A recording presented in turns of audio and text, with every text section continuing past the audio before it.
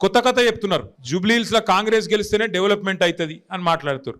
మీకు కొద్దిగా పక్కకు ఎక్కువ దూరం లేదు, ఒక 4 కిలోమీటర్ల అవతలకి సికింద్రాబాద్ కంటోన్మెంట్ కాన్స్టిట్యున్సీ ఉన్నది. కంటోన్మెంట్లో సంవత్సరంన్నర కిందట అక్కడ మన ఎమ్మెల్యే గారు చచ్చిపోయింది. అక్కడ మన లాస్యా నందిత చచ్చిపోతే అక్కడ ఎలక్షన్ వచ్చింది అప్పుడు పార్లమెంట్ అప్పుడు.